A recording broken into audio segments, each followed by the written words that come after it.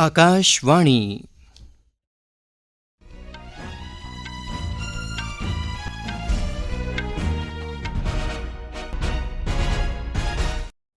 खबरां विजय बजाज कोला। प्रधानमंत्री नरेंद्र मोदी होरें देशवासियों गी अज्जै थमां आज़ादी आह्ले ध्याड़े तक्कर हर घर तिरंगा अभियान च हिस्सा लैने दी गुजारिश कीती है। केंद्री गृह ते सहकारिता मंत्री अमित शाह होरें मेरी माटी मेरा देश अभियान तैह्त अहमदाबाद गुजरात च तिरंगा यात्रा गी रवाना कीता। विदेश मंत्री डॉक्टर सुब्रमण्यम जयशंकर होरें आकाशवाणी गी आखेआ ऐ जे भारत औंदी G20 दी बैठक च जलवायु परिवर्तन दी चुनौती कन्नै निब्बड़ने लेई विकासशील देशें गी रपेआ पैसा उपलब्ध करोआने पर जोर देग। मौसम विभाग ने हिमाचल प्रदेश, बिहार, पच्छम बंगाल ते सिक्किम च कल्लै तोड़ी मौलेधार बरखा जारी रौह्ने दे आसार जताए न। ते क्रिकेट च अमरीका दे फ्लोरिडा च भारत ते वेस्टइंडीज़ बश्कार 5 T20 मैचें दी श्रृंखला दा खीरला ते निर्णायक मैच अज्ज रातीं 8 बजे थमां होग। ते हुन खबरां तफसील कन्नै। देशवासियें अंदर राष्ट्र प्रेम दी भावना जागृत करने लेई अज्जै थमां हर घर तिरंगा अभियान शुरू होई गेआ है। प्रधानमंत्री नरेंद्र मोदी होरें सभनें देशवासियें गी 13 थमां 15 अगस्त तगर चलने आह्ले इस अभियान च हिस्सा लैने ते हर घर तिरंगा.com वैबसाइट पर तिरंगे दे कन्नै अपनी फोटो अपलोड करने दी अपील कीती है। मोदी होरें आखेआ ऐ जे तिरंगा आज़ादी ते राष्ट्री एकता दी भावना दा प्रतीक है। उनें आखेआ जे हर भारतवासी भावनात्मक रूप कन्नै तिरंगे नै जुड़े दा ऐ ते एह् राष्ट्र दी तरक्की लेई असेंगी होर मेहनत करने लेई भी प्रेरित करदा ऐ। अजें तगर 1 करोड़ 30 लक्ख शा मते लोक तिरंगे कन्नै फोटो अपलोड करी चुके दे न। प्रधानमंत्री होरें हर घर तिरंगा अभियान दे तैह्त लोकें गी गुजारिश कीती है जे ओह् अपने सोशल मीडिया अकाउंट दी डिस्प्ले फोटो बदली देन। उनें आखेआ जे एह्दे कन्नै देश दे कन्नै जनता दे सरबंध होर तगड़े बनङन। केंद्री संस्कृति मंत्रालय ने आखेआ ऐ जे तिरंगे दे कन्नै सेल्फी अपलोड करियै हर व्यक्ति इस अभियान कन्नै जुड़ी सकदा ऐ। एह्दा मकसद सांझेपन ते जन भागीदारी गी बधाइयै आज़ादी दे अमृत महोत्सव दा जश्न मनाना ऐ। इस पैह्लकदमी तैह्त डाक विभाग गी खरी गुणवत्ता दे राष्ट्री झंडे बेचने ते बंडने दी जिम्मेदारी दित्ती गेई है। संस्कृति सचिव गोविंद मोहन होरें आखेआ ऐ जे डाक विभाग हुनै तोड़ी 55 लक्ख झंडे डाकघरें दे राएं बेची चुके दा ऐ। कपड़ा मंत्रालय अजें तोड़ी 1 करोड़ 30 लक्ख झंडे राज्यें गी भेजी चुके दा ऐ। मोहन होरें दस्सेआ जे राज्यें दे आप सहायता समूह करोड़ां बद्दे झंडे तैयार करा करदे न जेह्ड़े झंडें दे निर्माण च साढ़ी आत्मनिर्भरता दे प्रतीक न। प्रधानमंत्री नरेंद्र मोदी होरें देशवासियें गी अपील कीती ऐ जे ओह् आज़ादी आह्ले ध्याड़े पर अपने घरें पर तिरंगा झंडा पक्क गै चाढ़न। पिछले म्हीने आकाशवाणी पर अपने मन की बात कार्यक्रम दौरान भी मोदी होरें हर घर तिरंगा परंपरा जारी रखने दी देशवासियें अग्गे अपील कीती ही। केंद्री गृह ते सहकारिता मंत्री अमित शाह होर गुजरात दे मुक्खमंत्री भूपेंद्र पटेल हुंदे कन्नै अज्ज अहमदाबाद च तिरंगा यात्रा च शामल होए। एह्दा आयोजन मेरी माटी मेरा देश अभियान तैह्त कीता गेदा ऐ। इस मौके गृहमंत्री अमित शाह होरें आखेआ ऐ जे मुल्ख अमृत काल च दाखल होआ करदा ऐ ते इस समें च हर इक बसनीक दी एह् जिम्मेदारी बनदी ऐ जे ओह् देशै गी आत्मनिर्भर बनाने दे जतनें च योगदान देऐ। शाह होरें एह् गल्ल गांधीनगर च अपनी जद्दी थाह्र मनसा च इक कार्यक्रम दौरान आखी। उनें गांधीनगर दे नेड़े लेकावाड़ा च राष्ट्री सुरक्षा गार्ड NSG दे इलाकाई केंद्र दे नमें भवन दा वर्चुअल तरीके कन्नै नींह पत्थर बी रखेआ। शाह होरें आखेआ जे सरकार देशै दे सुतंत्रता संग्राम दे गुमनाम नायकें दे योगदान गी उजागर करना चांह्दी ऐ तां जे युवा पीढ़ी मुल्ख दे इतिहास कन्नै वाकफ होई सकै। उनें आखेआ जे अमृतकाल च देशै गी हर खेत्तर च विकास दिएं उंचाइएं तगर पुजाना ऐ ते एह् युवाएं दी भागीदारी कन्नै गै मुमकिन होई सकदा ऐ। नमें भारत दे निर्माण च युवाएं दी भूमिका दे सरबंधै च शाह होरें आखेआ जे अपने इतिहास, संस्कृति, साहित्य ते राष्ट्री गौरव कन्नै अगली पीढ़ी गी अवगत करोआना हर इक नागरिक दी पैह्ली जिम्मेदारी ऐ। एह् खबरां तुस आकाशवाणी परा सुना'रदे ओ।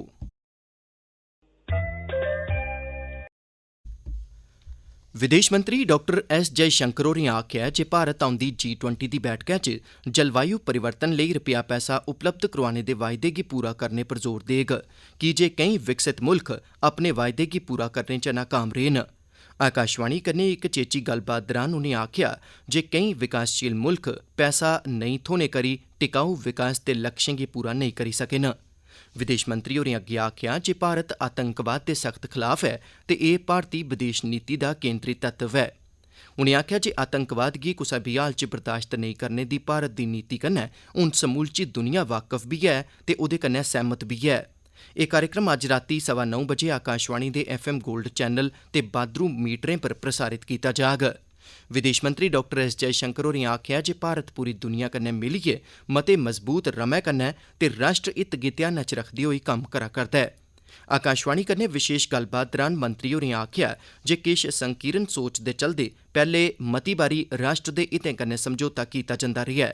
ओह् ओकड़ा दौर हा जदूं साढ़ियां क्षमतां सीमित हियां ते कन्नै अस अपने हितें गी सभनें शा अग्गे नेहा रखदे। इस कारण केईं बारी अस अपने देशै दे हितै च ओह् लाह् हासल नेईं हे करी सके जेह्दे साढ़ा हक्क हा ते अस हासल बी उसी करी सकदे हे। पर ओह् हून बीते समें दी गल्ल बनियै रेही चुकी दी ऐ। मौजूदा समें च भारत दी सोच, रौं ते कम्म करने दा तरीका बी बदली चुके दा ऐ ते प्रधानमंत्री नरेंद्र मोदी होर भारत दे हितें गी सभनें शा अग्गे रखदे होई समूलची दुनिया कन्नै मिलियै कम्म करा करदे न।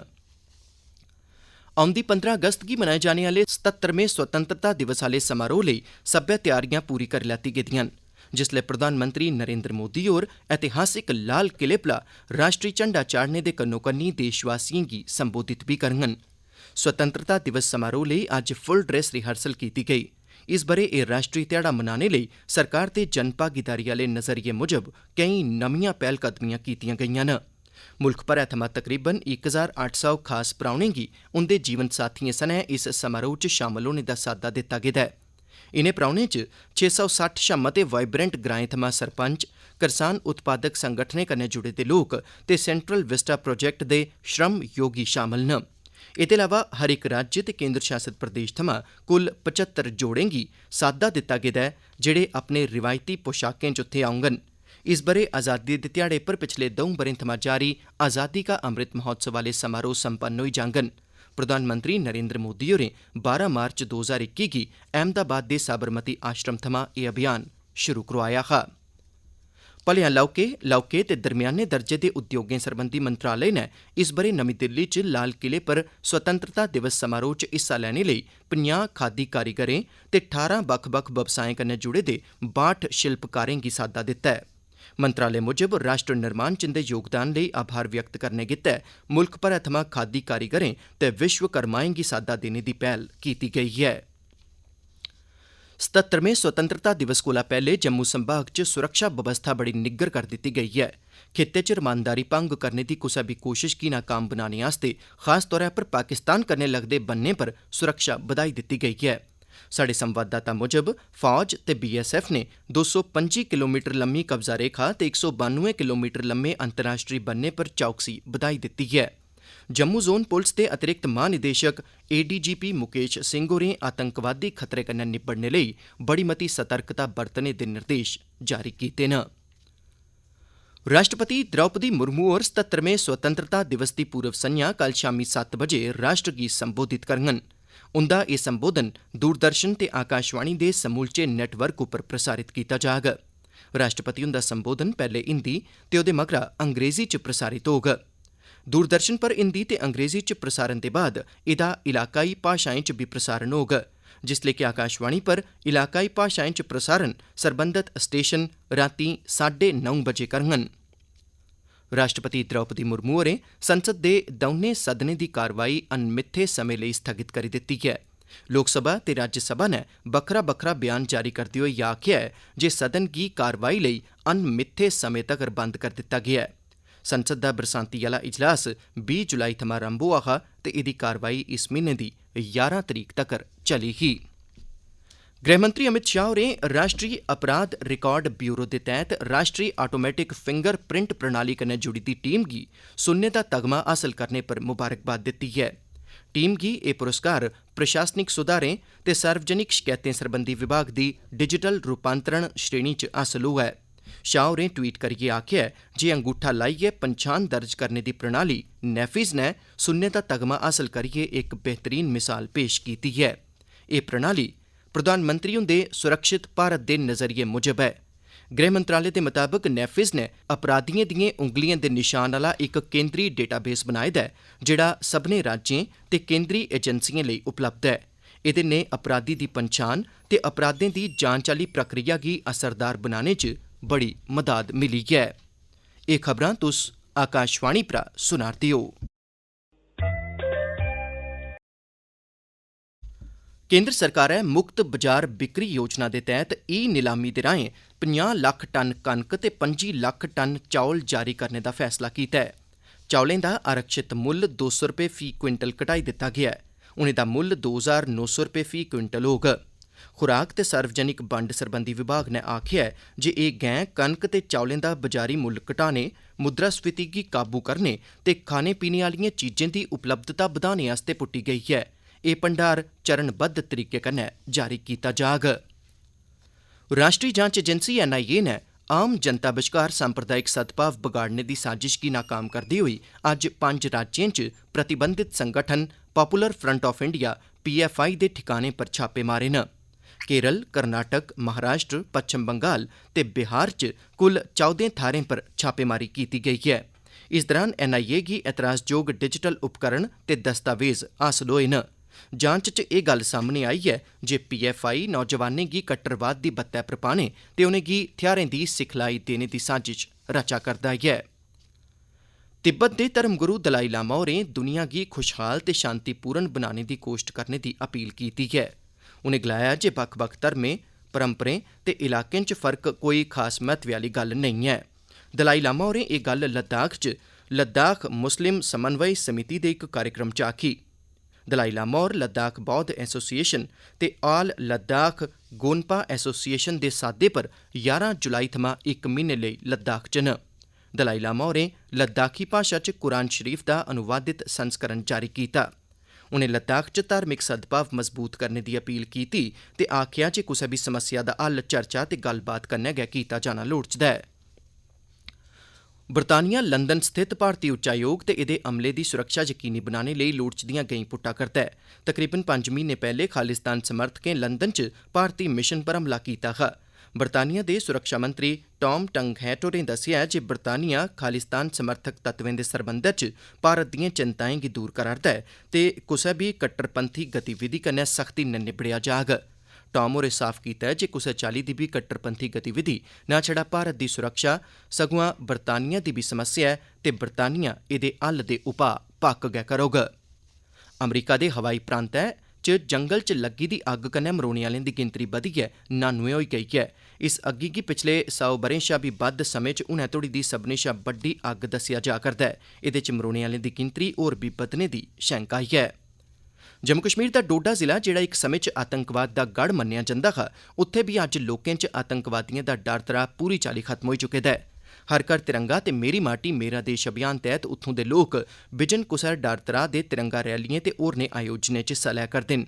जिले दे भद्रवाह इलाके च स्थित जाई वैली च अज्ज बड़ी बद्ध गिनतरी च खानाबदोश गुज्जर समाज दे लोक किट्ठे होए ते तिरंगा यात्रा च हिस्सा लैता। अज्ज जिले दे दूर दरेडे प्हाड़ें पर स्थित निक्के निक्के कच्चे कोठुएं ते कुल्लें पर बी तिरंगे झंडे लहरांदे दिक्खे जा करदे न।